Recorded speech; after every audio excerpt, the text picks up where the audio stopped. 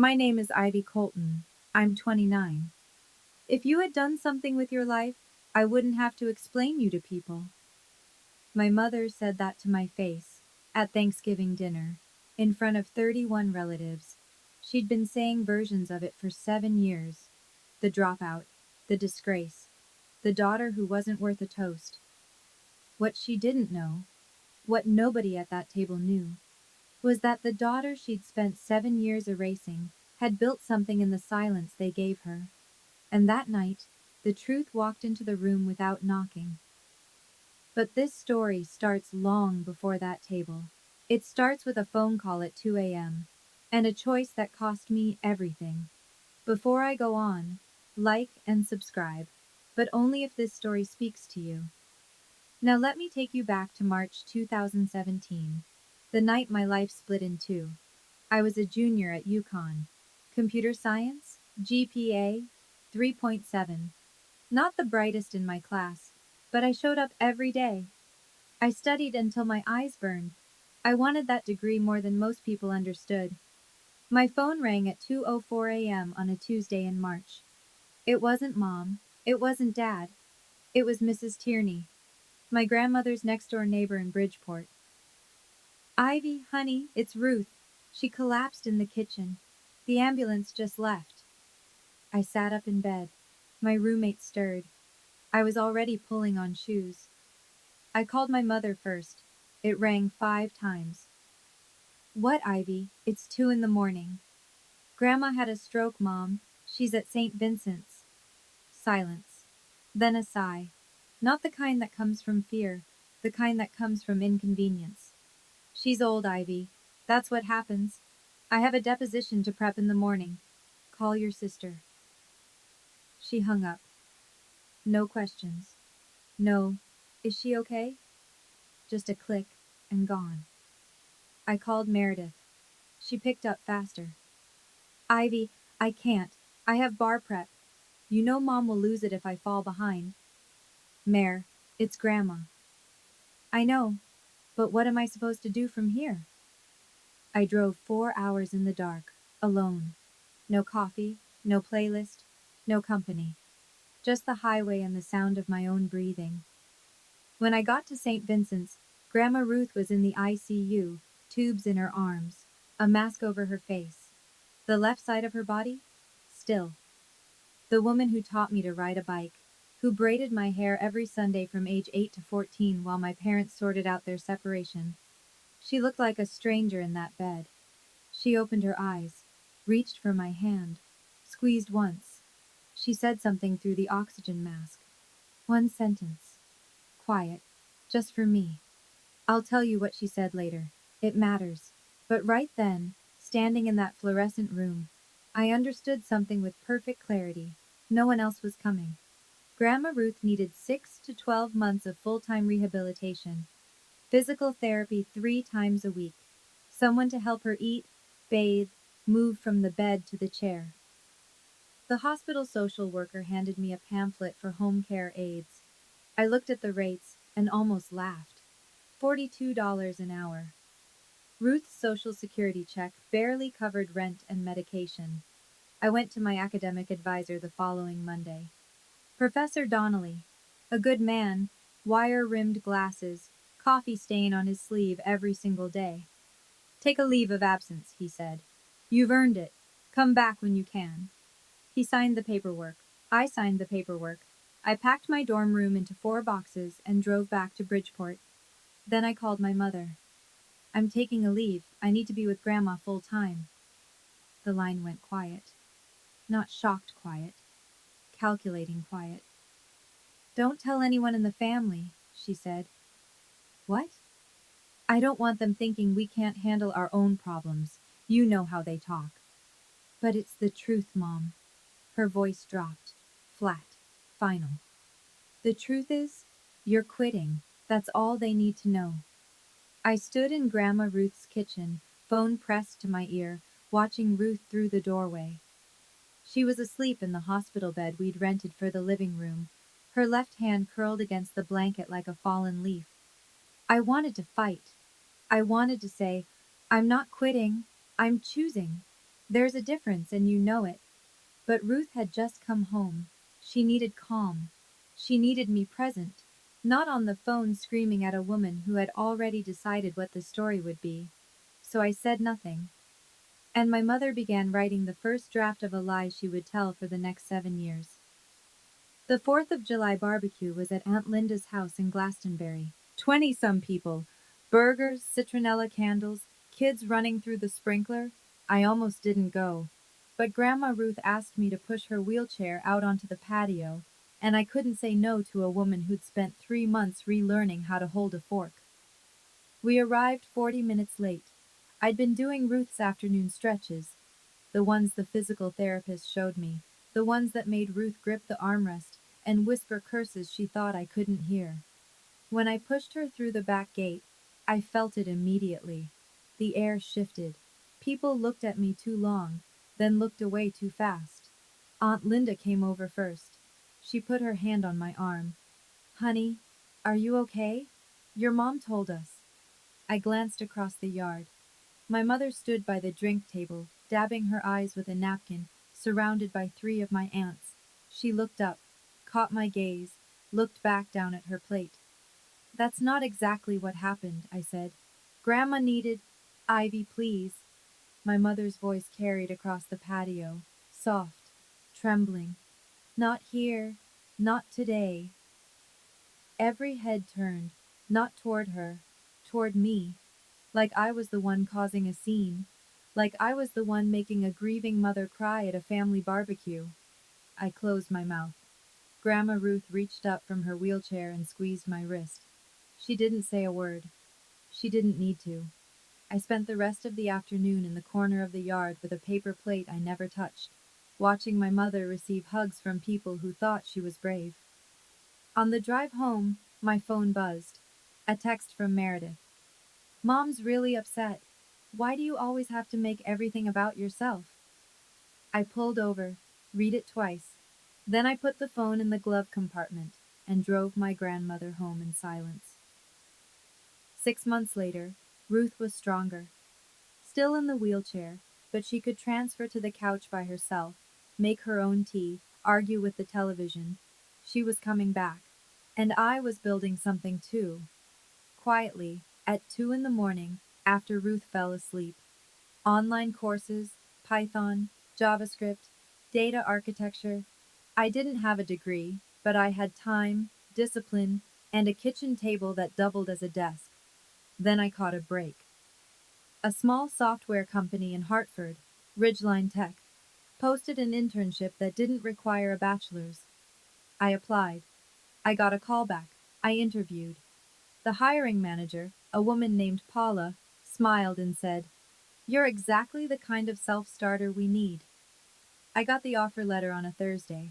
I started the following Monday, or I was supposed to. Friday afternoon, my phone rang. Paula's voice was different. "Miss Colton, I'm sorry. We've received some concerning information. We're going to have to rescind the offer." My chest went cold. What information?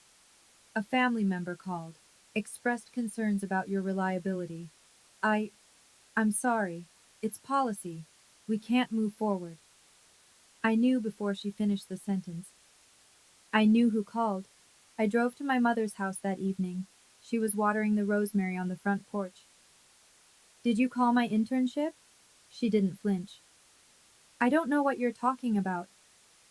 "Someone from my family called HR and told them I wasn't reliable."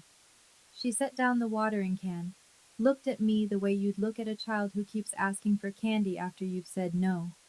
"Maybe they just didn't want you. Did you think about that? Not everyone is going to hand you things, Ivy." She went inside. The screen door closed behind her. I stood on that porch for a long time. Back at Ruth's house that night, I sat at the kitchen table and stared at nothing. Ruth wheeled in from the living room. She watched me for a while, longer than usual. I thought she was just tired. I didn't know it then. But someone in that house had already started collecting the truth. I just wouldn't find out for years. Let me tell you what rock bottom looks like when no one is watching. I was 24. I lived in a studio apartment in Bridgeport. $650 a month, radiator that clanked all night, a window that faced a brick wall. I freelanced web projects for small businesses, a bakery in Milford, a landscaping company in Shelton, a dentist's office that needed an online booking form. $15 an hour, sometimes 20 if the client didn't haggle. Ruth's Social Security covered her rent, but not her medication. The blood thinners alone were $380 a month after the Medicare gap. I covered the difference every month. Without asking anyone? Without anyone asking me? My savings account had $1,140 in it. That number went down every month, never up. But that wasn't the worst part. The worst part was Thanksgiving. Every year I went. Because Ruth wanted to see the family. Because she loved her granddaughters, both of us, even if the room only loved one back. And every year, my mother delivered the same performance. The sad sigh when someone asked about me. The proud glow when someone mentioned Meredith. The way she'd pat my hand across the table and say, "We're just glad you're here, honey." Like I was a rescue dog she was fostering out of charity. And the relatives? They weren't cruel. They were just misinformed. They believed the first story they heard because the first storyteller cried the hardest. If I stayed silent, I knew exactly what would happen. I'd go broke within 6 months. I'd lose the ability to pay for Ruth's medication. And I'd spend the rest of my life as a cautionary tale my mother told at dinner parties. The daughter who almost was. One night, I sat in front of my laptop, a side project I'd been building for months, a logistics management tool for small freight companies. I'd been testing it with a trucking company in New Haven. The owner said it saved him 11 hours a week. I looked at it, really looked at it. It was good. It was genuinely, undeniably good. And something in me shifted. I made a decision in January 2019. No announcement, no manifesto. Just a choice made at a kitchen table at 1 in the morning with a radiator clanking and a cup of cold coffee next to my laptop. I was going to build this thing, for real. I filed the LLC paperwork the next week. I chose the name Juniper Labs. Juniper was Ruth's middle name, and I registered under Parker, her maiden name. Ivy Parker, CEO of Juniper Labs. On paper, no connection to Ivy Colton, the family disappointment. I didn't do this to hide. I did it to survive. The last time I'd been visible, the internship, someone made one phone call and took it away. I wasn't going to give anyone that chance again, not my mother, not anyone. Ruth knew, she was the only one. I told her over breakfast one morning, scrambled eggs, wheat toast, her blood pressure pill next to the orange juice. "I'm starting a company, Grandma, a real one." She looked at me over her glasses. "About time. I can't tell anyone. Not Mom, not Meredith, not even Uncle Rob." "Good. It might not work." She set down her fork. "And it might. So stop talking and go build it." 2 weeks later, she called me into her bedroom. She handed me a check. $3,200. I stared at it. "Grandma, this is everything you have." "I know what it is. I can't take this." She took my hand. Her grip was weaker on the left side, but it was still firm enough to mean business. "I didn't raise you to be small, Ivy. Take the money. Buy whatever computers need buying. And don't you dare pay me back." I bought a server. I built the first production version of Juniper's platform in Ruth's spare bedroom, sitting on a folding chair, working 16 hours a day. No one clapped. No one noticed. That was the point.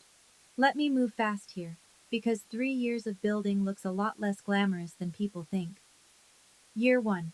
I had 3 clients, all small freight companies in Connecticut and Western Massachusetts. I drove to each one personally, installed the software on their office computers, trained their dispatchers. Revenue, $48,000. Enough to keep the lights on, keep Ruth's prescriptions filled, and reinvest every leftover dollar back into the platform. Year 2. Word spread. Not through marketing, but through truck drivers talking to truck drivers at rest stops and loading docks. 17 clients. I hired my first employee, a developer named Marcus, who worked remotely from Philadelphia. Revenue, 310,000. I moved out of the studio and into a one-bedroom. Ruth got a new wheelchair, the kind with actual cushioning.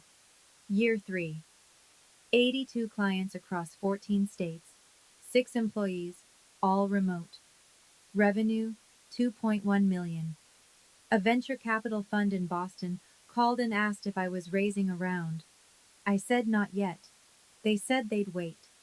And through all 3 of those years, I kept going to Thanksgiving, because Ruth asked me to, because she loved those gatherings even when they didn't love me back. And every single time, the ritual played out the same way. Still no degree? My mother would say to whoever was listening. Meredith just made junior partner. We're so proud. At Thanksgiving year 3, Aunt Linda's daughter-in-law asked me directly, "So what do you do exactly, Ivy?" Before I could open my mouth, my mother answered for me. "She does some computer thing.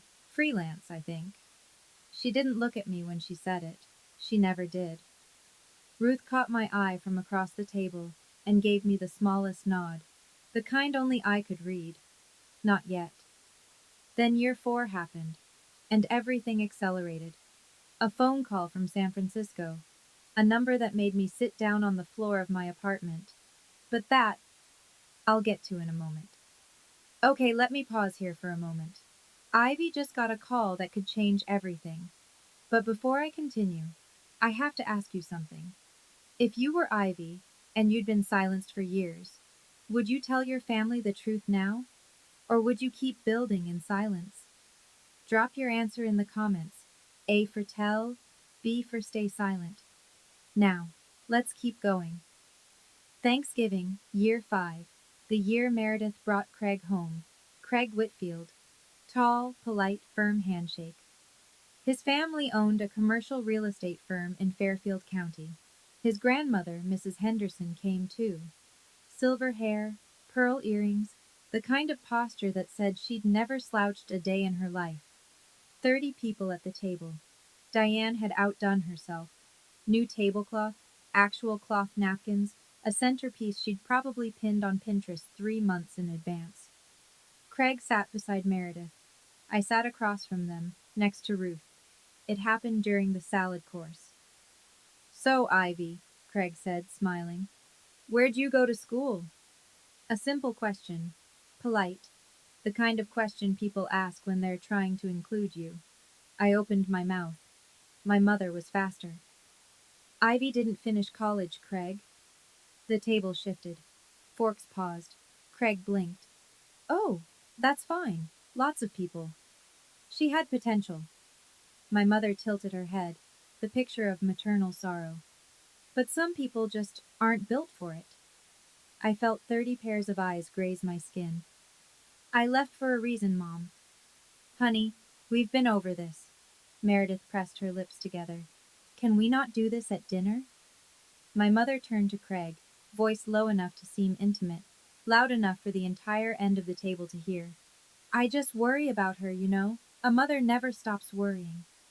My father picked up his wineglass, drank, set it down, said nothing. Ruth looked at me from the other end of the table. Her eyes said 2 words. Not yet. After dinner, I was standing on the back porch when the screen door opened. Craig. He leaned against the railing, hands in his pockets. "For what it's worth," he said, "your mom seems complicated." I looked at him. "You okay?" he asked. It was the first time anyone in Meredith's orbit had asked me that. The first time someone new hadn't simply accepted my mother's version as gospel. "I will be," I said. He nodded, went back inside. I stood in the cold for another 10 minutes, watching my breath disappear into the dark. January. A Tuesday. I was buying dish soap at the Stop and Shop on Boston Avenue when I heard my name. "Ivy? Ivy Colton?" I turned. Uncle Rob stood at the end of the aisle, a basket of groceries in one hand, a look on his face like he'd just seen someone back from the dead. He set the basket down and hugged me. Tight. The kind of hug that lasts 3 seconds too long because the person means it. Kiddo, I've missed you. He pulled back, both hands on my shoulders. Your mom said you didn't want to hear from any of us. I felt the floor tilt. She said what? She said you were going through something, needed space. He searched my face. Said I'd make it worse if I reached out. I stared at him. 4 years. 4 years of silence between us, and I'd assumed he just didn't care enough. That he'd heard my mother's version and written me off like everyone else. Uncle Rob, I never said that. Not once. His jaw tightened. Something shifted behind his eyes. Not surprise exactly, but confirmation. Like a suspicion he'd carried for years, had just been proven right. Tell me, he said. All of it. We sat in his car in the parking lot for 40 minutes. I told him about the stroke, about leaving school, about Mom forbidding me to explain, about the barbecue, about the way she cried on cue, and the way the room always believed her. He didn't interrupt. He just listened. When I finished, he exhaled through his nose and said one sentence. She controlled the story. I nodded. He was quiet for a moment. Then, what are you doing now? For work? I hesitated, looked at my hands. I'm building something. I can't say more yet. He didn't push, didn't pry. He reached into his jacket and handed me a business card. Robert Grant, his newsletter, financial analysis for the fintech sector. I still keep up with the tech world, he said. Old habit. When you're ready, he added, I'm here. I put the card in my wallet. A thought flickered across my mind. Brief, electric. But I didn't say it out loud. I just drove home. 2 months later, my phone rang on a Sunday morning. My mother's name on the screen. Rare. She almost never called me directly. I was someone she talked about, not someone she talked to. Sweetheart, I've been thinking. The word sweetheart landed like a counterfeit bill. Too smooth, too deliberate. What if you went back to school? I could help with tuition. There it was, the trap. Perfectly set, neatly wrapped. If I went back, she'd get a new narrative. The selfless mother who saved her wayward daughter. If I refused, she'd get a different one. The ungrateful child who rejected help. Either way, she won. I appreciate the offer, Mom, but I'm fine where I am. Where are you, Ivy? Doing what? You can't keep hiding. I'm not hiding. A pause. When she spoke again, the sweetness was gone. You know what people say about you, right? At every gathering. They pity you, Ivy. Is that what you want? My hand tightened on the phone. What I want is for you to stop speaking for me. I speak for you because you have nothing to say. Click. I sat in my car outside Ruth's apartment. My hands were shaking. Not from sadness. I'd burned through sadness years ago. This was something different, sharper, cleaner. Then my phone buzzed. An email notification. From Linden Equity Partners, San Francisco. Subject, Juniper Labs. Formal Series A offer. I opened it. Read it once. Read it again. Dear Ms. Parker, we are pleased to extend a formal term sheet for a Series A investment in Juniper Labs at a pre-money valuation of $12 million. $12 million. I looked at the number. Then I looked in the rearview mirror. My eyes were dry, completely dry. I had no more tears left for that woman. I put the car in drive and went home to build. I flew to San Francisco on a Wednesday in April. A red-eye from JFK coach seat. I wore the same black blazer I'd bought at a thrift store in New Haven 4 years earlier. The Linden Equity offices were on the 32nd floor of a glass tower in Soma. The conference room had a view of the Bay Bridge.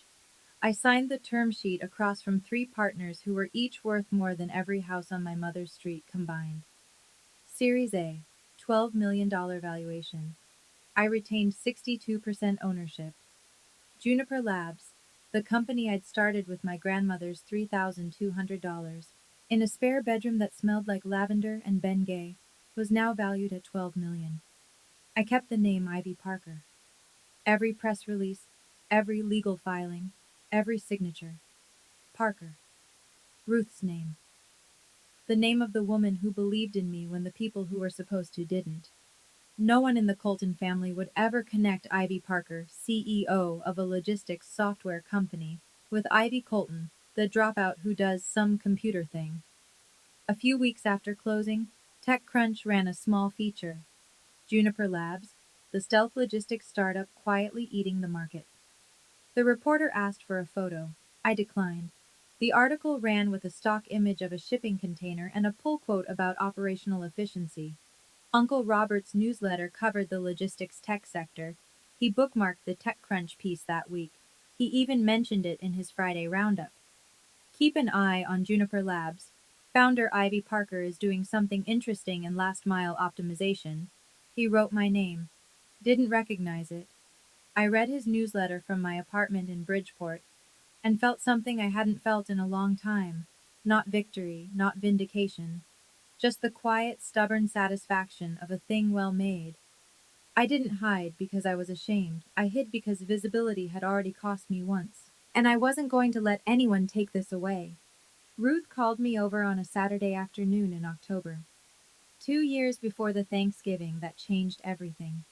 She was 79 by then. The stroke had aged her, but her mind was a steel trap. She still read the newspaper front to back every morning. She still beat me at Scrabble every single week. Sit down, she said when I walked in. She was in her wheelchair by the bedroom closet. A shoebox sat on her lap, the old kind, from a department store that probably didn't exist anymore. She handed it to me. Open it. Inside, beneath a few photographs and a rubber-banded stack of birthday cards, was a single printed email. I unfolded it. From diane.colton@gmail.com to paula.reynolds@ridgelinetech.com. Date: March 14th, 2018. Subject: Regarding Ivy Colton. Confidential. I'm writing out of concern for my daughter, Ivy Colton. She has a history of unreliability, and I would hate for your company to be put in a difficult position. I love my daughter, but I believe in honesty, and I feel it's only fair to warn you. The words blurred. My hands were shaking. Grandma, how long have you had this? Since the week it happened. She used my computer and forgot to sign out. I printed it before she could delete it. Why didn't you tell me sooner? She reached over and put her hand on mine. Steady. Because you weren't ready. You would have confronted her, and she would have destroyed you. You needed to be standing on your own ground first. She looked at me. Really looked. The way she did when she wanted me to hear something with more than my ears.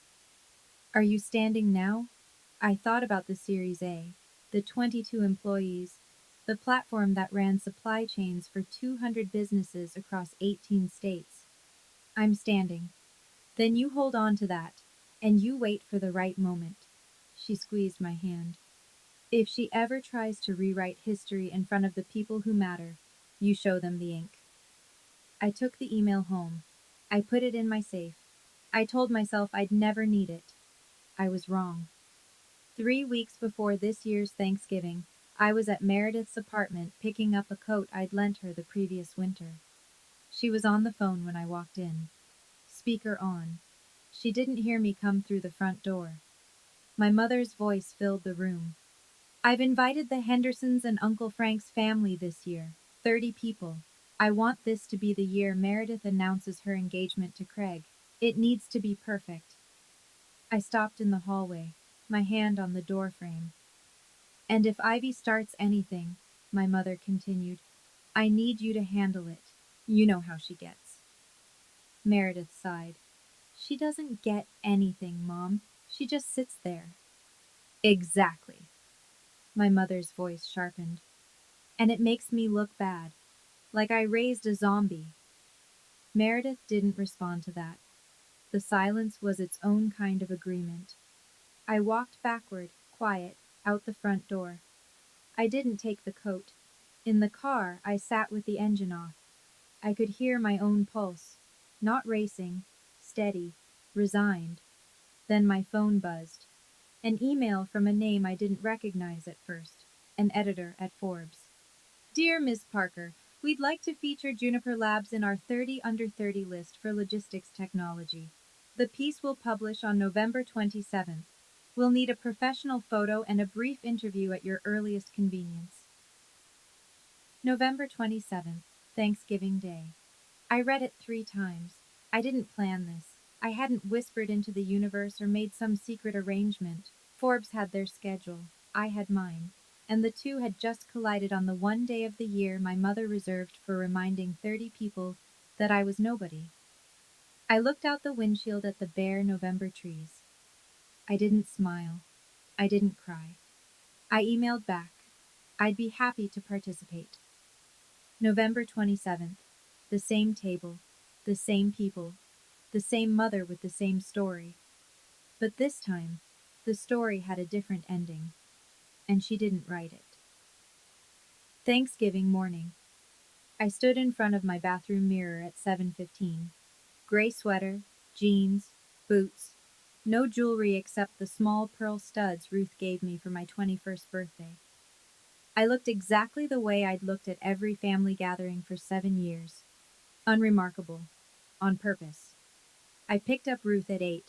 She was already dressed and waiting in her wheelchair by the front door, a tin of homemade shortbread on her lap. You look nice, she said. I look the same as always. Exactly. We drove an hour to my parents' house in Glastonbury, the Colonial on Maple Ridge Drive. White clapboard, black shutters, a porch my father painted every other spring. Cars already lined the street, at least a dozen. I helped Ruth out of the car, unfolded her wheelchair, and pushed her up the driveway. The front door was open. Warm air and the smell of roasting turkey spilled out. Inside, the house hummed. Voices, laughter, a Motown playlist my mother put on every year to prove she was fun. I wheeled Ruth through the threshold. The living room was full. Aunt Linda by the fireplace with her husband Tom, Uncle Frank and his wife near the bay window, Tommy, my cousin, helping his toddler out of a snowsuit, Mrs. Henderson, Craig's grandmother, perched on the settee with perfect posture, clutching a glass of sparkling water, and at the center of it all, my mother, burgundy dress, pearls, hair freshly done, holding court near the kitchen archway like she was hosting the Emmys. She saw me, smiled. It didn't reach her eyes. It never did. Oh, Ivy, you brought Mother. How nice. She turned back to Aunt Linda without missing a beat. Ivy still lives near Mother. It gives her something to do. My father appeared from the kitchen, wine glass in hand. He squeezed my shoulder. Hey, kiddo. Then he was gone, back to wherever he went to avoid everything. Uncle Rob stood in the far corner talking to Frank. He looked up and caught my eye. A small nod, a warm one. I pushed Ruth to her place at the table. She reached up and held my hand. You okay, baby? I'm okay, Grandma. I didn't know it yet, but in less than 2 hours that room would look at me differently. All of them. At the same time.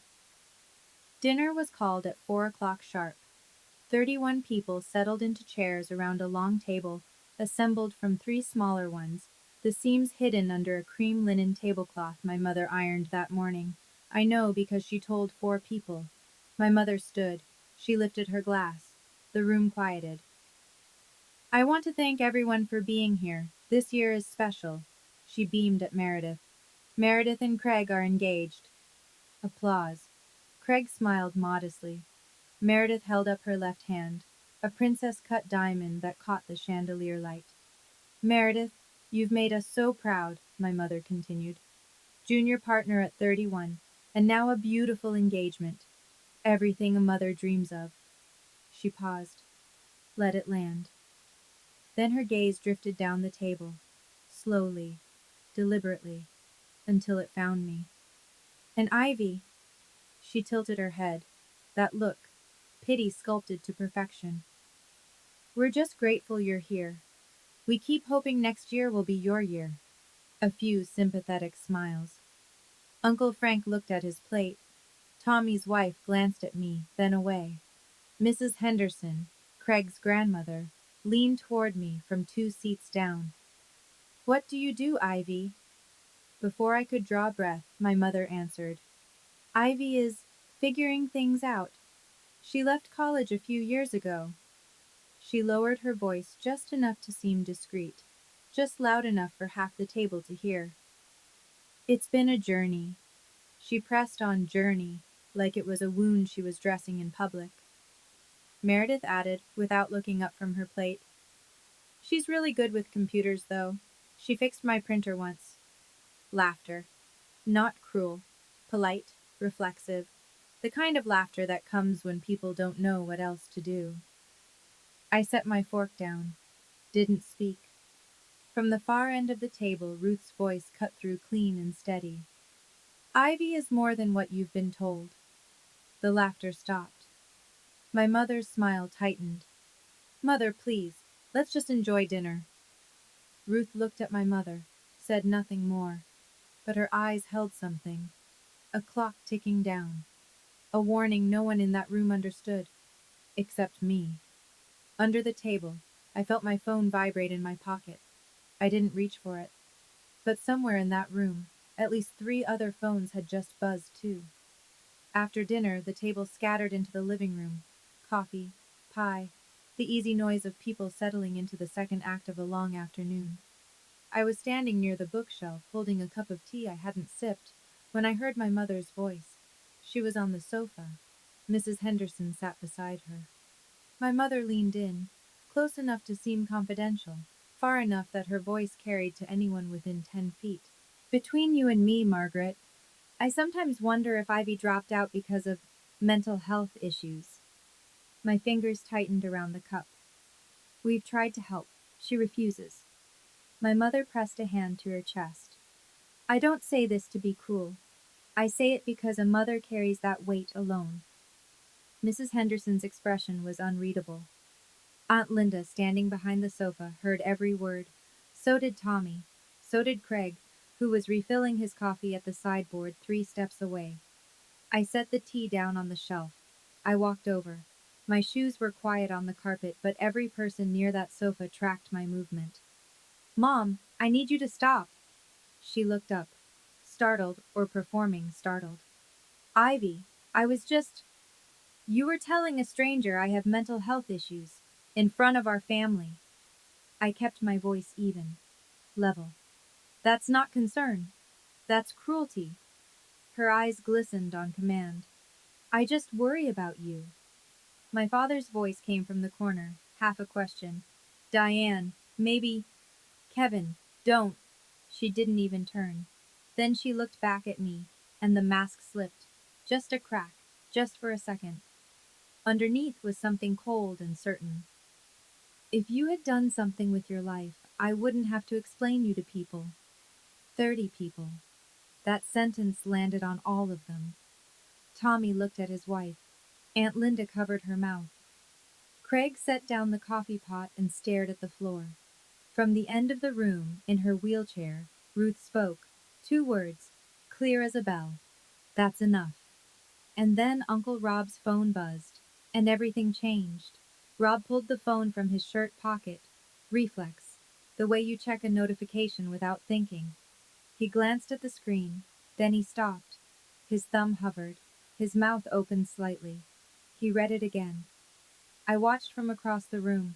I didn't know what the alert said, but I knew from the way his face changed, the way the color drained from his cheeks and then came flooding back, that it was happening. Ivy?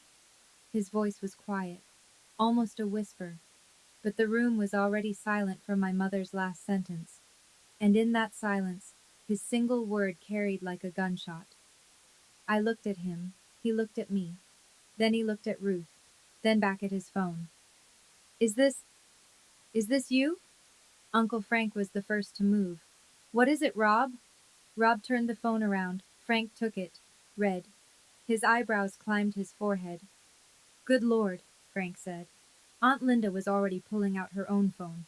Her thumbs moved fast. I could see the glow of a search engine reflecting off her glasses. 3 seconds. 5. Oh my God! She turned her screen toward the table. A photo. The one I'd taken 2 weeks ago in a studio in New Haven. The only professional portrait I'd ever sat for because Forbes had required it.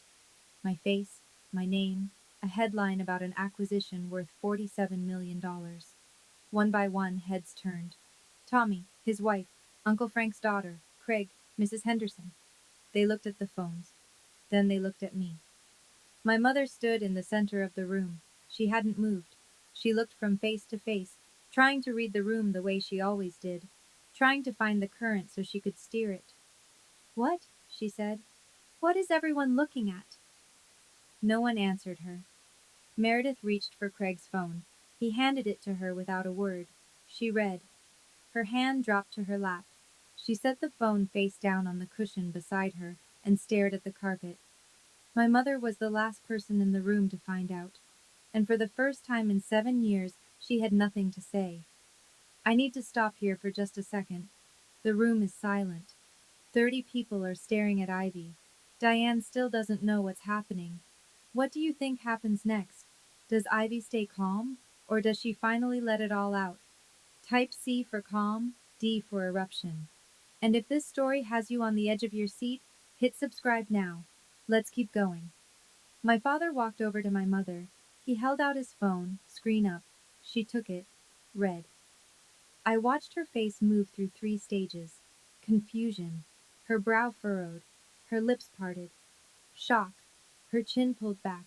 Her grip on the phone tightened. And then something I had never seen on my mother's face in 29 years of being her daughter. Fear. This isn't real, she said. Uncle Rob stood up from his chair. It's on Forbes, Diane. And TechCrunch. And Bloomberg's Afternoon Wire. It's very real.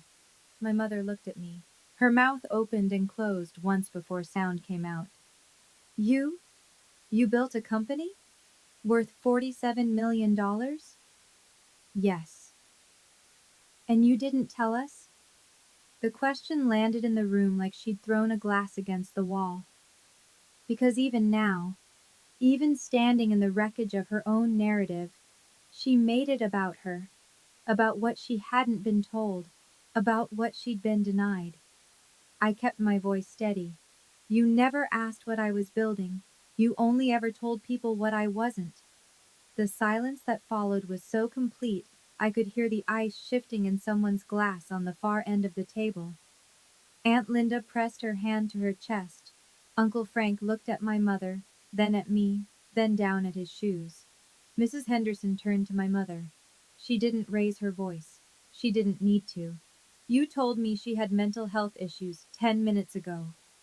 My mother's face went white. I didn't mean it like. I think you meant it exactly like that. Craig stood near the mantel. He looked at Meredith. Meredith didn't look back. Cousin Tommy leaned forward in his chair, elbows on his knees, staring at the floor.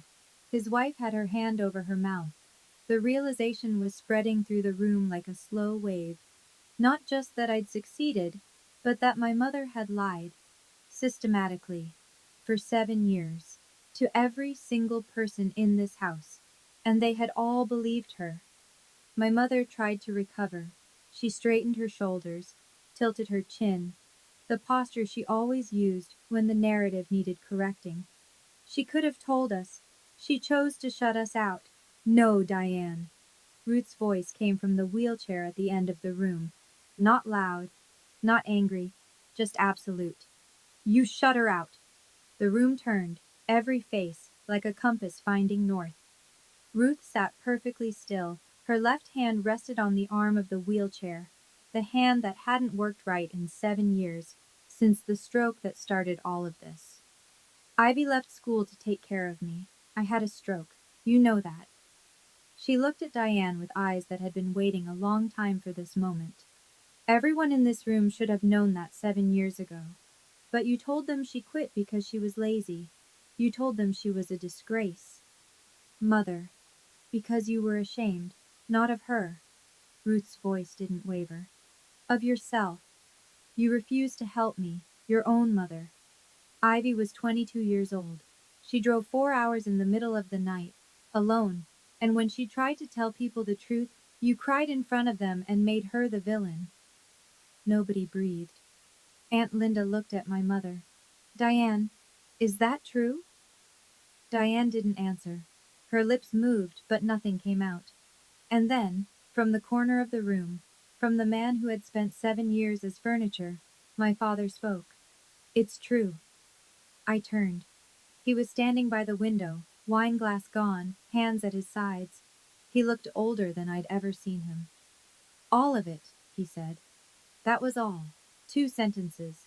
But from a man who had not defended me in 7 years, they hit the room like a detonation. I looked at my father. My eyes burned. But I didn't cry. I'd spent too many years learning not to. He looked back at me. And for the first time, he didn't look away. My mother's hands were shaking, but she was still standing, still trying. Okay, fine. She pressed her palms together like she was centering herself.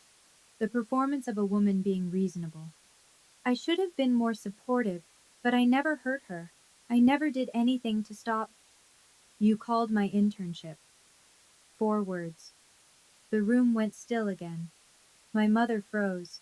Not dramatic. Clinical. The way a person freezes when they hear a sound in the house at 3 in the morning. In 2018, I said. A software company in Hartford, Ridgeline Tech. They offered me a position. 1 week before I started, you called HR and told them I was unreliable. That's ridiculous. Her voice climbed half an octave. I never. I opened my phone. The photo I'd taken of the printed email. The one Ruth had pulled from a shoebox 2 years ago. I'd kept it in my safe. I'd saved a copy on my phone. I never wanted to use it. I handed it to Rob. He adjusted his glasses. He read it aloud. I'm writing out of concern for my daughter, Ivy Colton. She has a history of unreliability, and I would hate for your company to be put in a difficult position. I love my daughter, but I believe in honesty. He trailed off. He didn't need to finish. The room had already heard enough. He set the phone on the coffee table, looked at my mother. You sabotaged your own daughter. I was trying to protect her. From what? His voice was quiet, devastatingly quiet. From succeeding? Uncle Frank leaned back in his chair. Jesus, Diane. Meredith was still on the sofa. Her face was pale. Mom, did you really do that? My mother didn't answer. She looked around the room, the slow, searching look of a person who has always been able to find at least one ally and is discovering for the first time that there are none. 30 faces. Not one looked back with sympathy. Craig stood a step behind Meredith. I noticed something small. His hand, which had been resting on her shoulder, was gone. He'd moved it to his side, a tiny gesture. But in that room, at that moment, it said everything. My mother sat down. Not gracefully, not the way she normally lowered herself into a chair, smoothing her dress, crossing her ankles. She just dropped. The cushion sighed under her weight, and she cried. Real tears this time. I could tell the difference. I'd been watching her manufactured grief for 7 years, and this wasn't that. This was ugly, unpracticed, the sound of someone whose stage had collapsed beneath them. Everything I did was for this family, she said, so people wouldn't look down on us.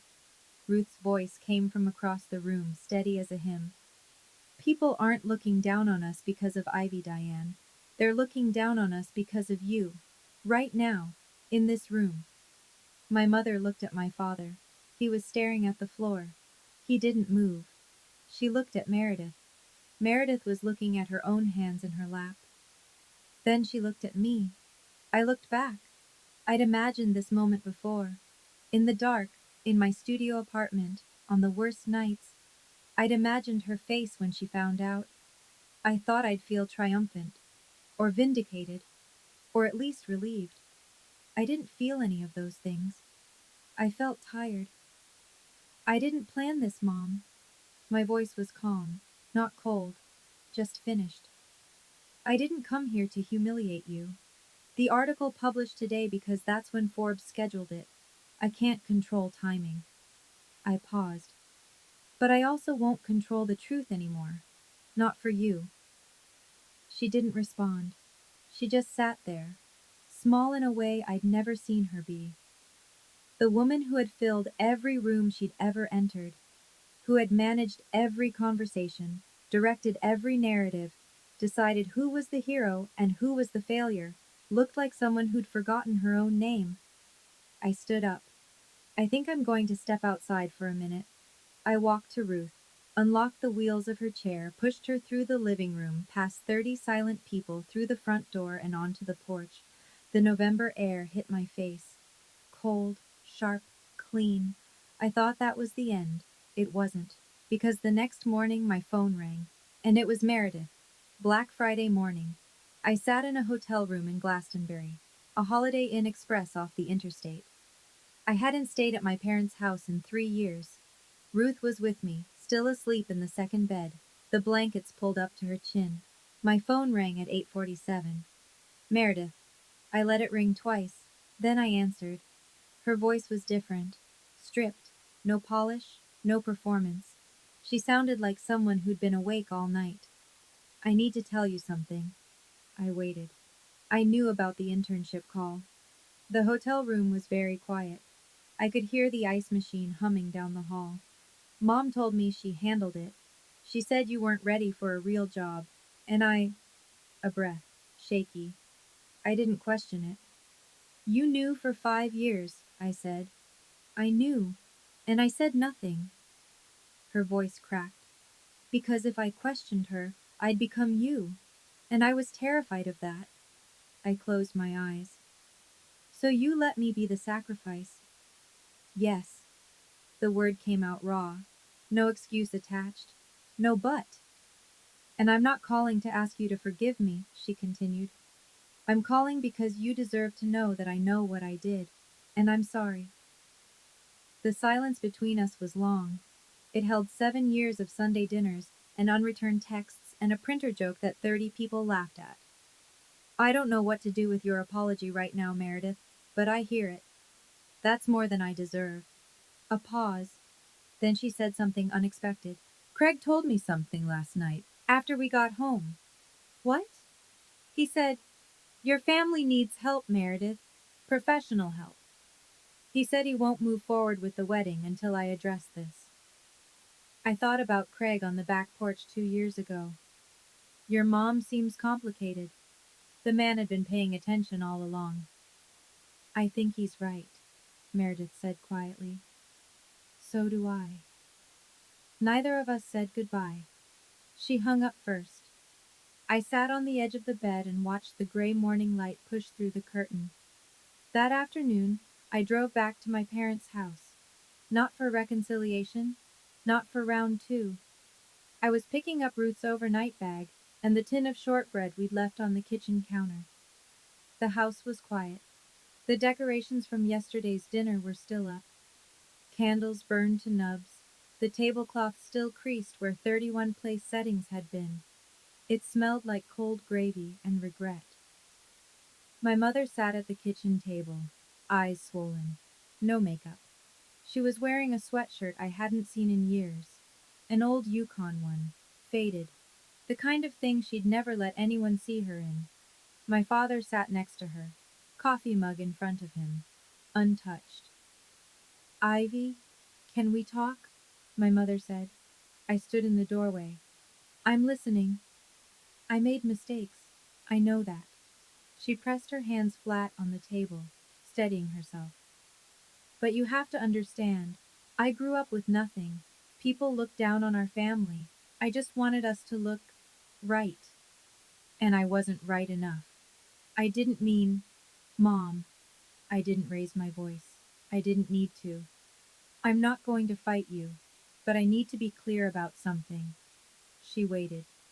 I'm not coming back to this table. Not at Thanksgiving, not at Christmas, not at any gathering. Until you do 3 things. What 3 things? 1.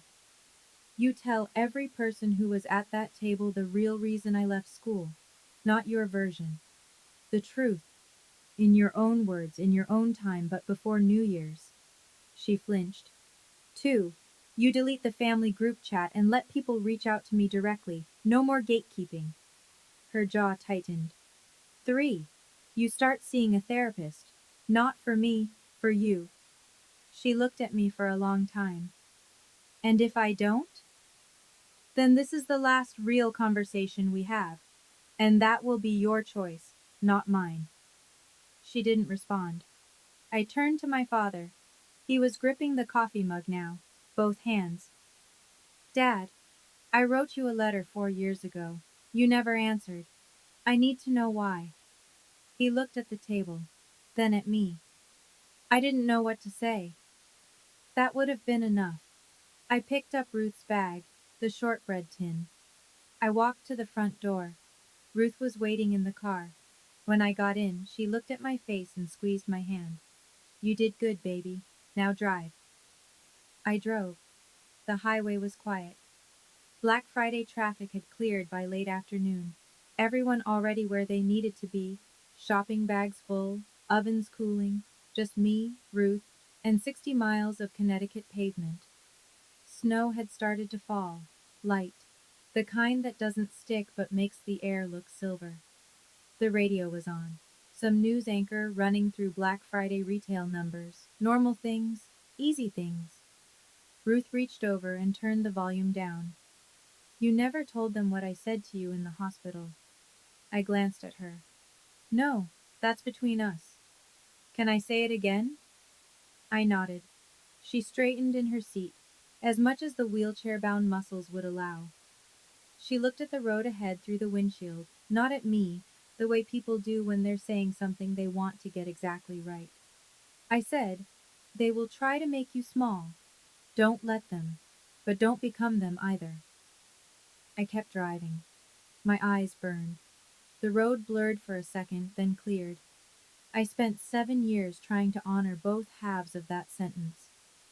Be big, but don't be cruel. Build, but don't bulldoze. Win, but don't gloat. Stand tall, but don't stand on anyone. I think I did okay. You did more than okay, baby. Ruth settled back into her seat. She pulled the blanket higher over her lap. You did it clean. I laughed. A real one. The first one in this story. Maybe the first real laugh in years. It came from somewhere deep and unexpected, like finding a window open in a room you thought was sealed. Ruth smiled. She closed her eyes. I drove us home through the silver air, and for the first time since March 2017, since a phone call at 2 in the morning, since a 4-hour drive in the dark, since the first lie my mother told on my behalf, the quiet didn't feel like erasure. It felt like peace. 2 weeks after Thanksgiving, the fallout was measurable. Uncle Rob wrote a piece on his personal blog. No names, no locations, just an essay titled, When Families Silence the Wrong Person. It was about the way certain households appoint a scapegoat and a golden child, and how the people on the outside never question which is which. The piece was shared over 6,000 times. 3 readers emailed him to say they'd cried. He told me this over coffee in Bridgeport, shaking his head like he still couldn't believe what he'd witnessed at that table. Aunt Linda called me directly. First time in 4 years. She said she was taking over Christmas this year. Your mother won't be hosting. We think it's best if someone else handles it. She didn't say it with cruelty. She said it with the quiet finality of someone who'd made a decision and wasn't interested in debate. 3 relatives reached out in the first week. Uncle Frank left a voicemail, brief, gruff, the way men of his generation apologize. I should have asked more questions, I didn't, I'm sorry. Tommy called. He cried on the phone. I believed her, Ivy. For 7 years, I'm so sorry, I just should have. I told him what I told all of them. You believed what you were told. I don't blame you for that. And Diane? She sent me an email, not a phone call. She didn't have the nerve. The email was short. 4 sentences. I understand your conditions. I'm not ready for all of them, but I've called Dr. Shelton and made an appointment for next Tuesday. That's what I can do right now. I read it twice. I didn't respond that night, but I saved it. Later I learned what pushed her. It wasn't my words. It wasn't Rob's blog post. It was Margaret Henderson. Craig's grandmother had pulled Diane aside before leaving Thanksgiving night and said, I raised 3 children. I never once called a stranger to sabotage one of them. You need help, Diane. Real help. A mother's judgment. From a peer. From a woman her own age. That was the blade that finally got through. Craig held firm. He told Meredith he loved her, but the wedding was on pause until she started family therapy. Not as a punishment, as a prerequisite. I'm not marrying into something I don't understand, he said. Meredith agreed. She started sessions the second week of December. Then, a week before Christmas, a letter arrived at my apartment. Not a text, not an email. A letter, handwritten, on cream stationery, the kind Meredith used for thank you notes. The envelope had a real stamp. She'd walked it to a mailbox. It was 4 pages long. She wrote about growing up as the good one, about the pressure to perform. Perfect grades, perfect manners, perfect resume. She wrote about the fear that lived under all of it, the fear that if she ever faltered, she'd be thrown into the role I occupied. I performed for her my whole life, she wrote, and I still don't know who I am without her applause. She wrote about the internship call, about the years she stayed quiet, about every Thanksgiving she watched me sit alone at the end of the table and said nothing, because saying something meant risking everything she'd built on my silence. I used you as a shield, Ivy. I let Mom put you down so she wouldn't put me down. And I told myself it wasn't my fault because I wasn't the one saying the words. She ended with this.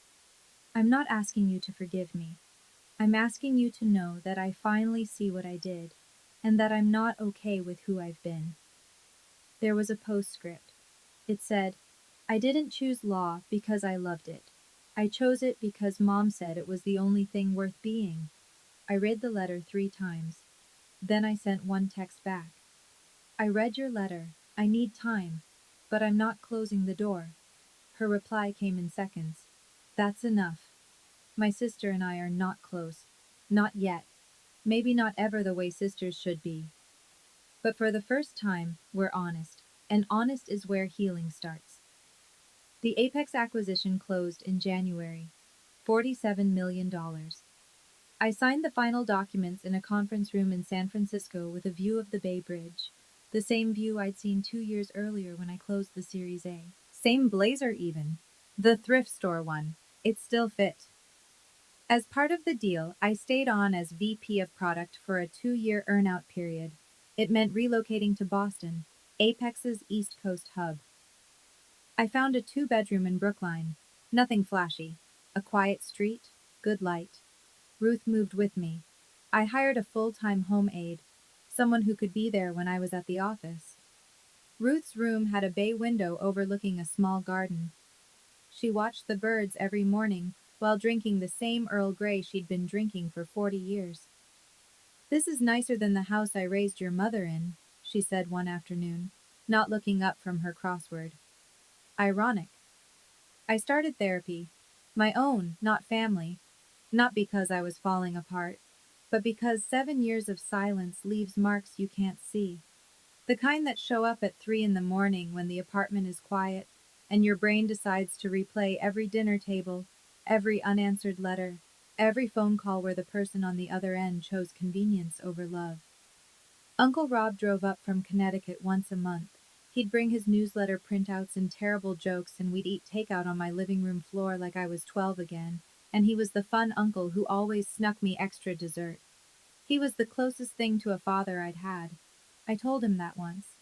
He went quiet for a long time. Then he said, That means more than you know, kiddo. The Forbes 30 Under 30 piece came out the week after Thanksgiving. There was a photo.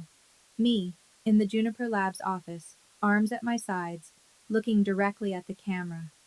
The caption read, Ivy Parker built a $47 million company in silence, because silence was the only language her family gave her. People ask me if I've forgiven my parents. The honest answer is complicated. People love to ask, have you forgiven them? Like forgiveness is a light switch. On or off, yes or no. It's not. Some days I wake up and I feel nothing but clarity. I see my mother as a woman who grew up poor, who was mocked by her own relatives, who built her entire identity around how her family looked from the outside. And when I didn't fit the picture, she didn't know how to love me without erasing me. I see her. I understand her. Other days I'm in the grocery store and I see a mother with her daughter, and the mother says, I'm so proud of you. And I have to leave the aisle. That's the truth. Both halves. Same person. My mother completed 4 therapy sessions by Christmas.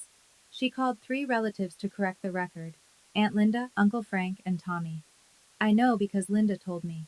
She said Diane cried on every call, and not the manufactured kind. The real kind. The kind that doesn't have an audience in mind.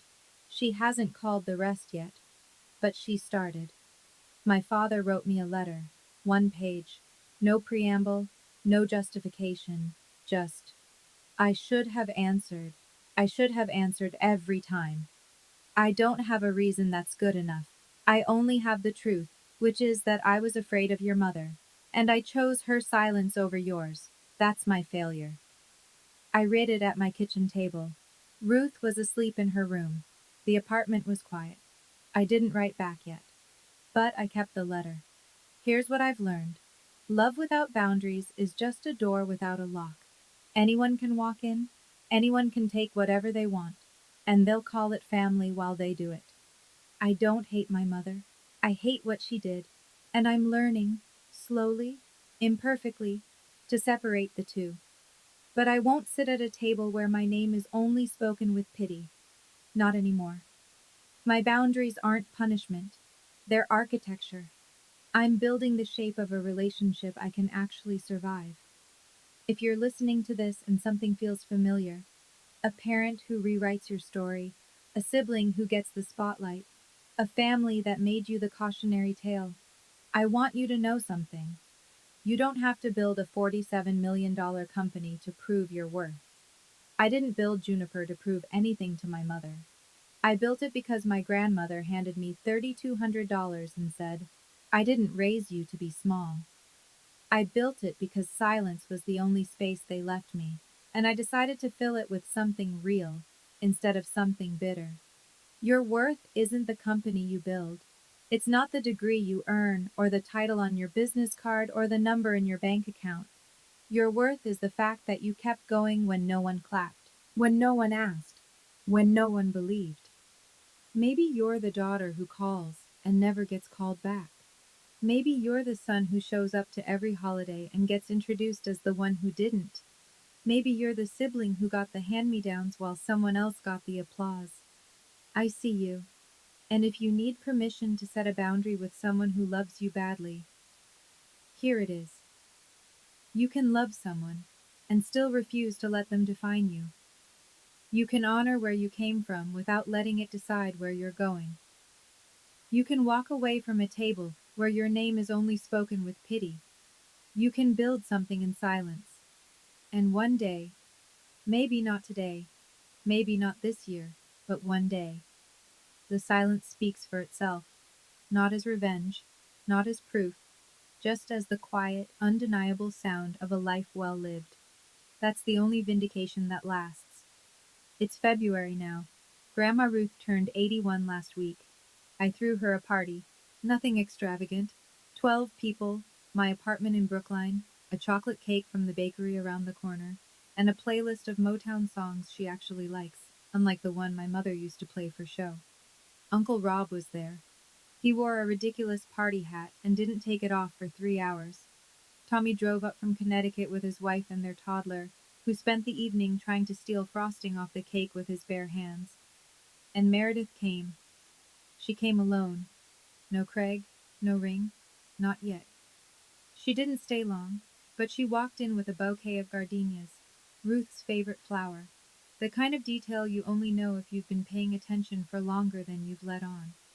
She set them on the table and said, "Happy birthday, Grandma." Ruth looked up from her wheelchair and smiled. "Took you long enough." Meredith laughed. It was small and a little broken, but it was real. My mother wasn't there. Not because I didn't invite her. I did. She said she wasn't ready, and for the first time, I believed her. Because not ready is honest, and honest is where we start. Ruth sat at the head of the table.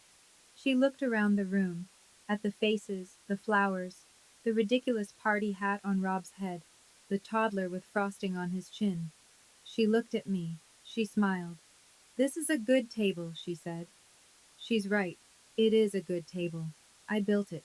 Not with money, not with revenge, with patience, with silence, and with the people who showed up when no one was watching. My name is Ivy Colton. Some people know me as Ivy Parker. I'm 29, and I'm done being someone else's cautionary tale. This is my story, and I'm the one telling it now. Thank you for staying with me through this entire story. If Ivy's journey meant something to you, if you've ever been the one sitting quietly at a table where your name was only spoken with pity, I'd love to hear your story. Drop it in the comments. And if you want more stories like this, check the description. There's one I think you'll connect with just as deeply.